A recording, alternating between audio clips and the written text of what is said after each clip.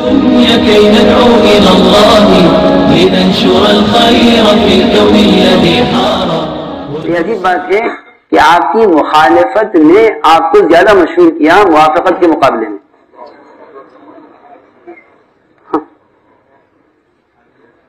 آپ کی مخالفت میں آپ کو، جی ہاں یہ بھائی حقیقت ہے. اس لیے اس کام میں متہم ہونے سے گھبرانا نہیں چاہیے. اتہامات یہ اس راستے کی شان ہے. یہاں لڑائی ہے، مجھے کو کہہ دیا، مجھے کو کہہ دیا، مجھے کو کہہ دیا، کیا ہوا؟ کیونکہ جو نبیوں کو پیش آیا ہے وہ آپ کو پیش آیا ہے، اور جو آپ کو پیش آیا ہے وہ قیامت تک کام کرنے والوں کو پیش آنا ہے. صحیح بات ہے، کیونکہ آپ کی بعثت قیامت تک کے لیے ہے.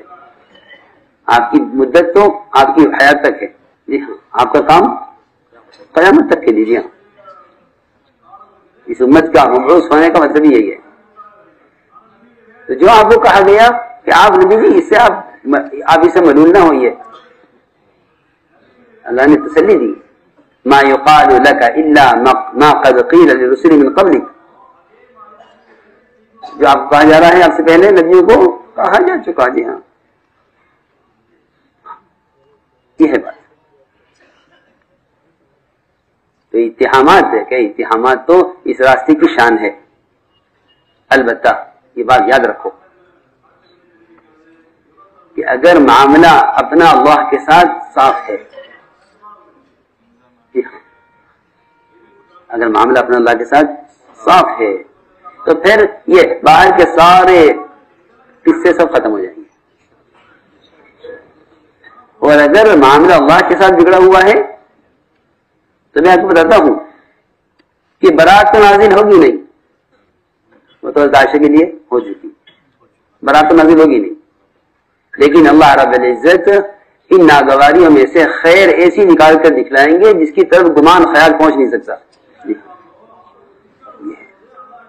یہ اس لیے ہوتا ہے تاکہ اس راستے میں چلنے والا حالات کی وجہ سے مایوس نہ ہو جائے. اس راستے میں چلنے والا حالات کی وجہ سے مایوس نہ ہو. شیطان مایوس کرے گا کہ تمہاری بات کون سنے گا، تمہاری بات کون مانے گا. ہاں، کہ مایوس نہ ہو. تو اس لیے میں نے عرض کیا کہ معاملہ اللہ کے ساتھ ہے. اس لیے تقوی کو لازم پکڑیں ہم سب. اس کو تقوی کو، تقوی صرف کمائی کا نہیں